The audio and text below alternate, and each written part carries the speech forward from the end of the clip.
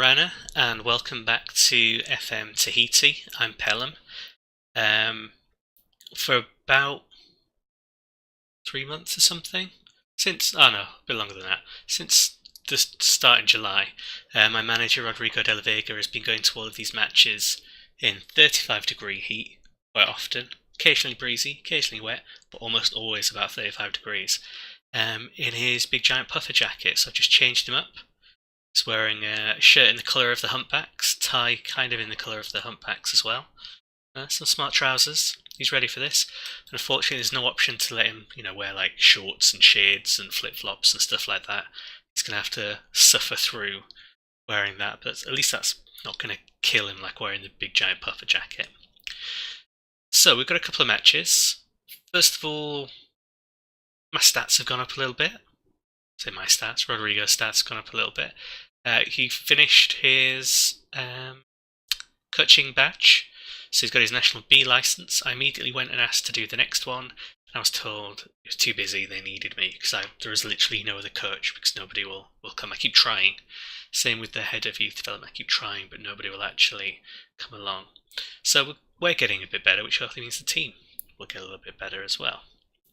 Now, if we look at the matches we have played, so the last one that I recorded was the loss. So in fact, both the matches in the last episode we lost. Good fun. Played against Tahiti and we scraped through. We honestly did not deserve to win that, but we won anyway. They've got terrible home attendance. Then we went and played Isla Magdalena, or they came and played us, and we didn't deserve to win 4-2 either. We probably deserved to squeak it, but from the 70th minute onwards, it all went kind of crazy. Just that last flurry of goals. Williamson scored, so Chisholm, after the Tahiti match, went and did his hamstring in again, so he's out for a little while. So Williamson's got to step up, and he's getting goals. Then we played Hiva Oa Dominica, who were the first team in both the top tiers to sack their manager because they were sat dead bottom of the table. I'll show you the table in a second. We beat them 4-1. We even missed a penalty as well. Like Henderson got himself a nice hat trick too. And that gets us to the point where we're going to play the Exiles next in the Championship, and then Puka Puka in the Mutiny Trophy. So we've got a couple of games left. So if we look at the Championship before we play the game, we have, after that run, shot ahead of the Reefers. They've got a game in hand, so the gap's probably only about a point when they play that. But at least it puts us in the driving seat this bit, as long as we can, keep it up. I think against the Exiles we've got a chance. There were a couple of other sackings as well in the Premiership there. So Mayao and the Skybranks rear tier both fired their managers for being a bit low down the table, pretty standard. So there's a bit of movement. There's also a few managers who keep coming to look at our games to scout our players, so a lot of our players are wanted by other clubs. To be honest, for some of them they could have them if they really, really wanted. Let's see. Lots of Premiership sides well, not for him. A few for him. So there's a few interested. We have a bit of a predicament in that Henderson's injured, Chisholm's injured, we don't have any of the strikers. So I'm toying with a defender up there. Which defender's got the best heading and strength? Heading 8. Strength 5, okay. Sam Andiveg. Jumping reach 9, strength 11, heading 4. I'm going to put Darren up front. Maybe madness, but Darren's going up front. Battering ram. My logic here is that striking position is a target man on support. And to be a good target man, you need to be strong, you need to be good in the air, you need to be able to head the ball. So he does those things as well as Henderson does. He also needs to be able to move around and get in the right attacking positions and pass and lay it off, which he can't do. But again, also Henderson wasn't fantastic at that, so we'll give him a go. It is kind of desperation stations. But we just don't have anyone else. If this doesn't work, then I could play maybe an attacking midfielder in there, or maybe drop it and have like a shadow striker there using an attacking midfielder, which, thinking about it now, makes a little bit of sense. But I don't want to change the tactic too much. 4-4 humping 2 has been doing okay for us. We've had a few losses, the 2 in the last episode. It's not, perfect invincible tactic by any stretch, but it's, when everyone's fit, does the job. Just so happens that's not been how it's been for a while. Don't think I've had my first... Oh, I mean, a good long ranger again. It's bobbled a little bit across the floor, I think. First goal. Oh, of course. Of course it's his first goal.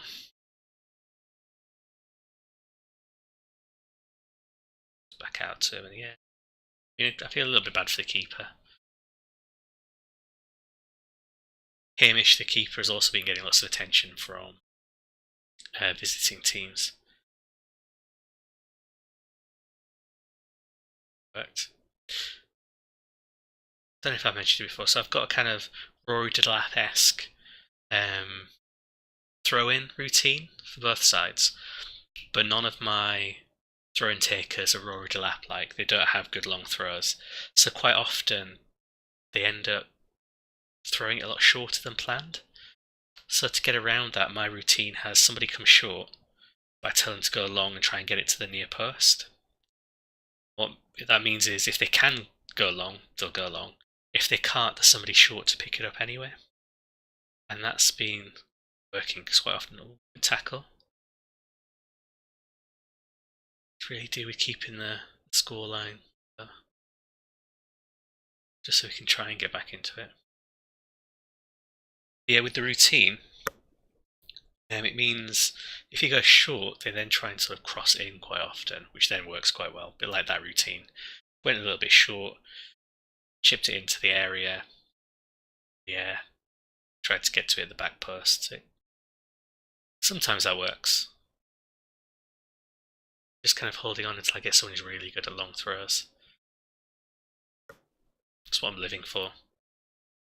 When I think about the kind of youth intake, or when I go to the January transfer window, if I ended up with somebody who had like 15 long throws, that'd be amazing.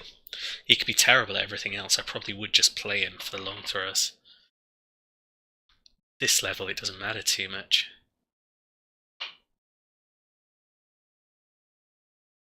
I'm going to jinx myself. I've not had a red card for a little while. I say a little while, I mean like a couple of games. Which is good, but we're still flying into the tackles. I've not told them to ease off.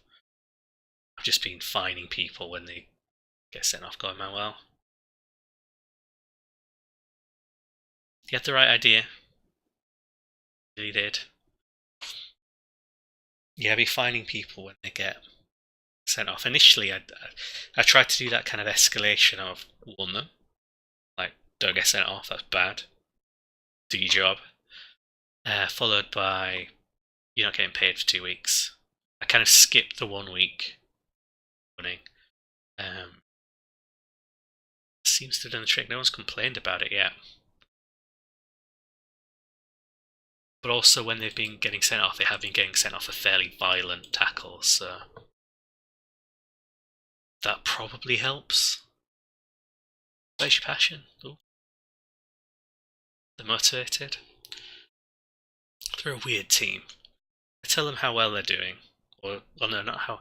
They either want me to tell them how well they're doing, or they want me to shout at them about how bad they are. They don't want me to encourage them and say you can be better. They hate that. They either want to know that they are shit or that they are the shit. No middle ground.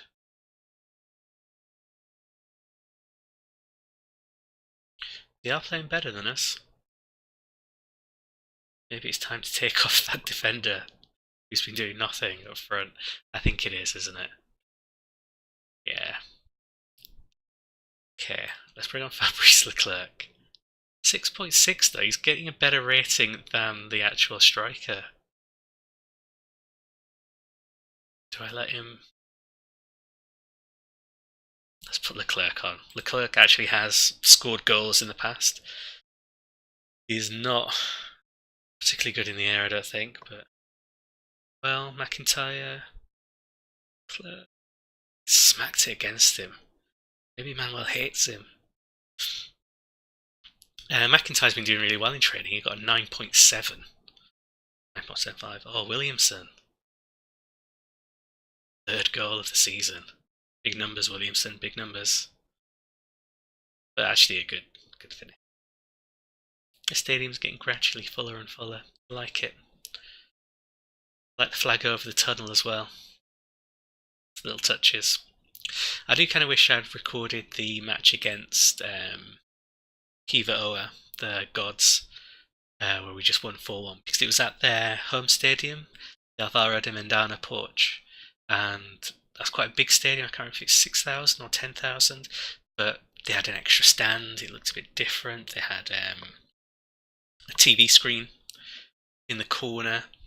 It looked quite nice. It made me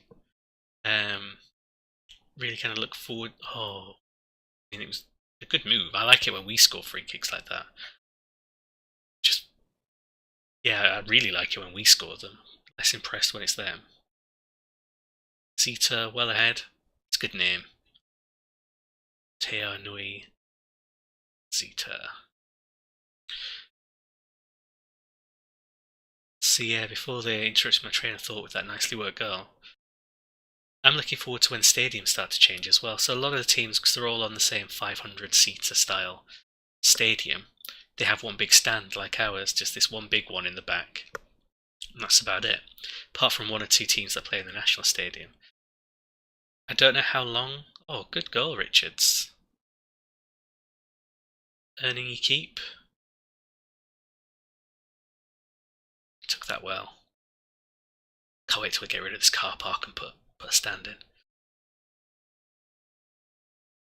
It's a nice finish. Yeah, I don't know when the teams will start building stadiums. I know they do. Because like I said before, I've tested this out just for stability. Checking through, stadiums do change. Some teams build entirely new ones, some extend the ones they've got. Some tests, some of the teams playing in national stadiums also moved as well and things like that. So there's a lot of freedom in there. But I'm not sure where the money's going to come from. Because the stadiums aren't going to be cheap. These are all 500-seaters for the most part. If they build an entirely new stadium, that's going to cost a lot.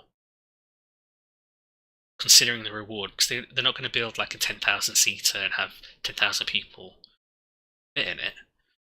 There aren't going to be many sellouts, attendance-wise, going on at the moment, so they're not going to build something that's that much bigger than a 500. I reckon they might only build like a 1,000-seater or something if they did that.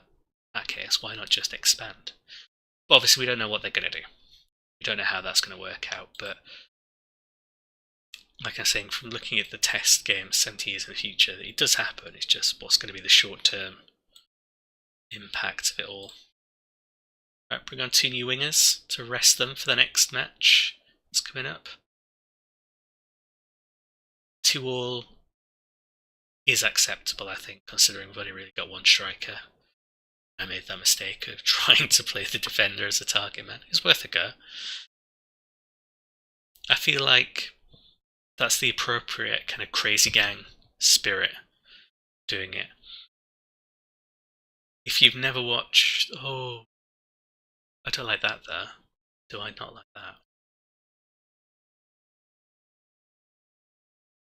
12 minutes to go. We're not going to be able to turn it around, I don't think. Not.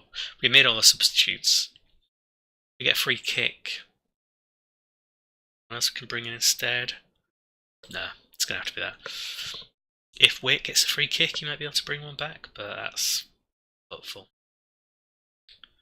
So yeah, before they ruined this and took the points from us, I mentioned the kind of crazy gang spirit. So we're playing hoofball, we're playing long ball with the humpbacks because they're not technically gifted. As I've kind of pointed out, we're also quite violent. We're getting a lot of red cards for a lot of quite bad tackles. Like one of them recently, they just went through the back of... He was, I think it was Williamson. He went through the back of one of their defenders in their penalty area with both feet. It was amazing. It was pure aggression. Wasn't very helpful.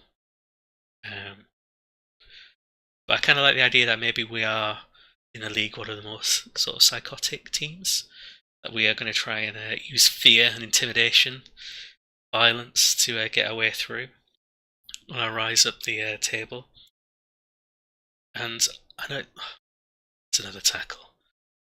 And I know it's not a very kind of popular opinion about the sort of Wimbledon crazy gang tactics, because they were thuggish. There's no way around that. It worked. They had some absolute criminals on that team.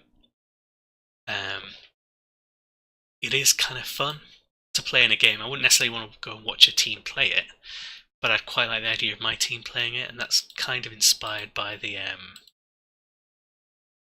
Crazy Gang documentary. So if you go on YouTube, you can find the Crazy Gang documentary. I think it's a BT Sport one. It's really good. It's a real eye-opener, and it's putting a defender up top, just sticking it in the mixer, so you can actually get the ball to him and he can nod it down. He's a very kind of Crazy Gang thing. It's the kind of thing they would have done if they'd needed to. So that's why I'm quite happy to try it, even though it's clearly not worked. Just a quick word about our finances. First month the game starts. Second month where we start losing money because it's the first turnover. Massive decline. So I really want to see if they will pay for another coaching course soon, because we're not going to have the money otherwise. So Puka Puka coming up. I'll not pause it, I'll just continue on to it.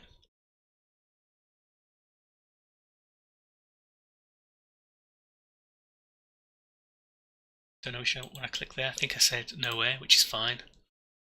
No one's going to offer me any money for any players at this point, so I might as well keep hold of them. Got to wait until about March, I think, for the youth intake. I should probably mention, in the Under-23s League, every time your team wins, you get £40. You treat the players to Mars bars and stuff like that. I can't remember why I did it originally. I think originally it might have been that kind of treat your youth team to like go out and get pizzas and stuff afterwards. But I think it's also just to try and mean at least there's some kind of income coming through. So you got Puka Puka in the Mutineer Pride Trophy. They are top, 9 points. We really need to beat them. It is must win, to be honest. If they win, I don't think get back into it, because we've played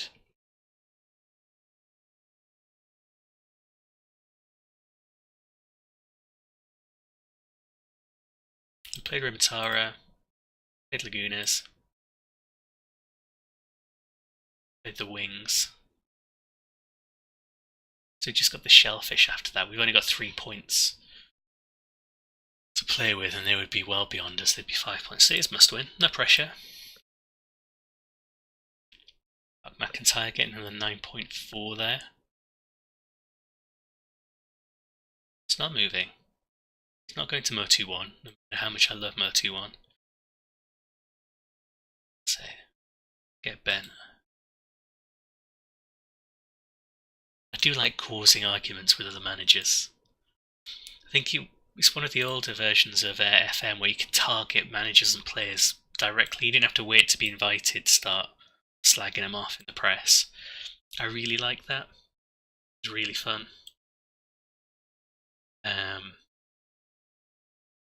But now you kind of have to wait for that invite to do it. Okay, so having a defender up front didn't work.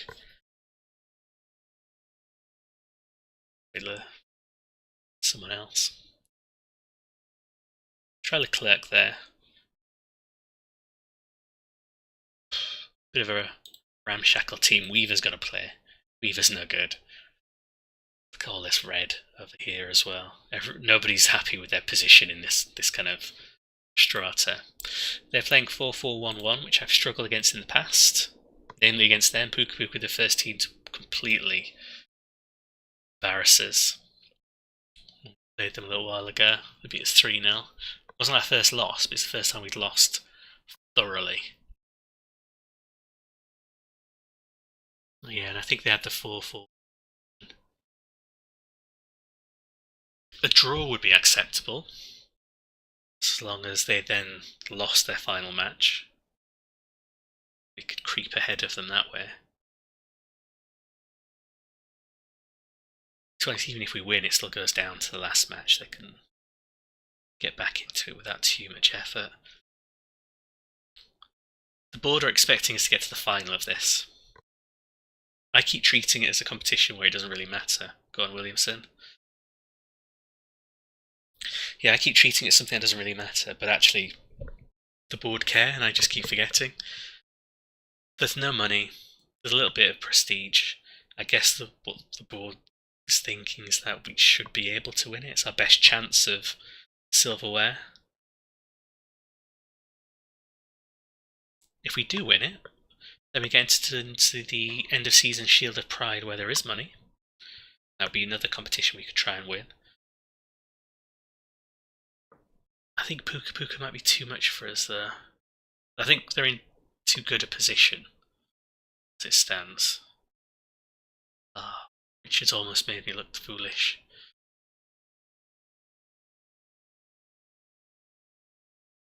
I mean, we are unbeaten in this competition as well. It's not like we've lost a match and dropped off that way. It's just because we drew one match. It says 2 on there, but that's including this match. This is the live table.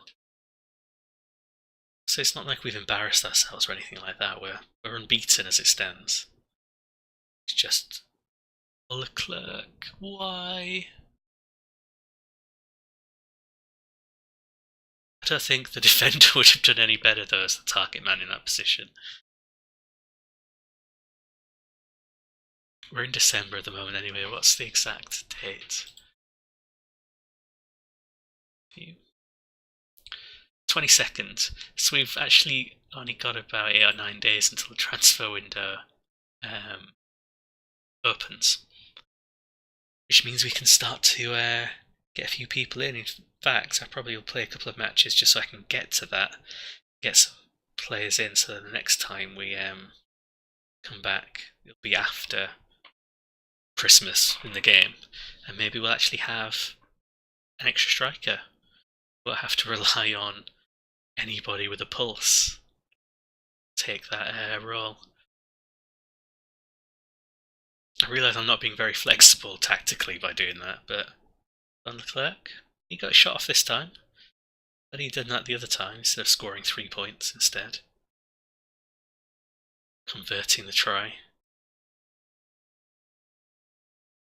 Oh, good chant, that was beautifully cynical. Stopped him from getting away.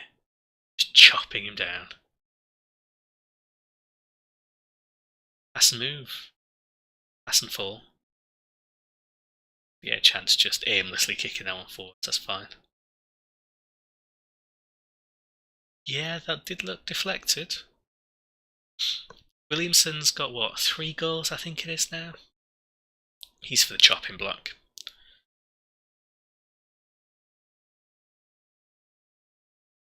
Chisholm is probably good enough to keep, as is Henderson. I mean, when they're not like crocked and lying in the physiotherapy room, where there's no physio, may also explain why there's so many people getting injured and staying injured, because they're just going into an empty like box somewhere where there's nobody. Have to try and ice themselves. The backroom staff is literally me, the assistant manager, and one scout who's overworked.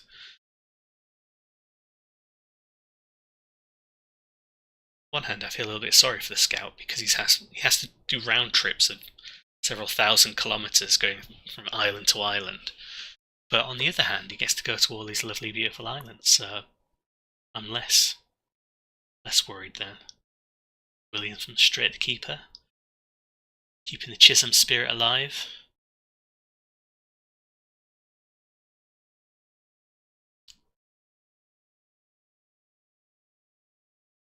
I do have quite a good shortlist now to try and fix the team.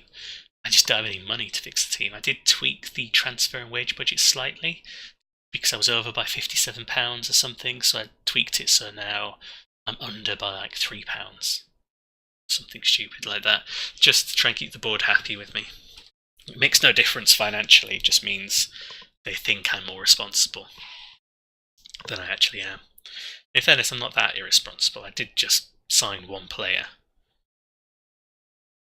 Leclerc. The loanees were free. I got another visit from the Ace-Chance manager, who was a little bit put out by the fact that Dumas isn't playing as much. He's honestly not good enough. As I say that, I'm going to put him on, because he might be fast enough.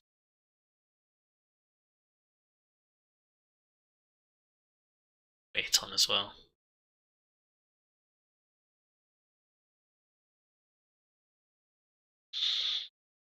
Seth Waite's done well when he's been playing. Trying to alternate him and Noel a bit, just to try and keep him fit and ready, so if one of them does get sent to the physio room, put into isolation there, then at least the other one's ready to play rather than needing a match or two to get up to kind of fitness.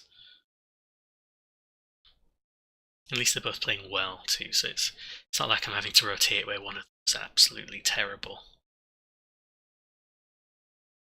Guess we're holding on. Don't want to jinx it, but I guess we're holding on for the draw, which means it will go down to the very last game, the very last group game, to decide who's going through to the final.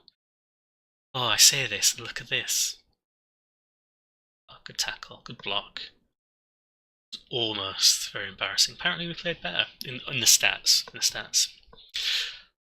Well, that's it. One loss, one draw. Thrilling viewing here. But it means we go down to the last game to decide the winner of the group, so we might still get to a final this season. Thanks very much for watching, and I'll come back in a couple of games.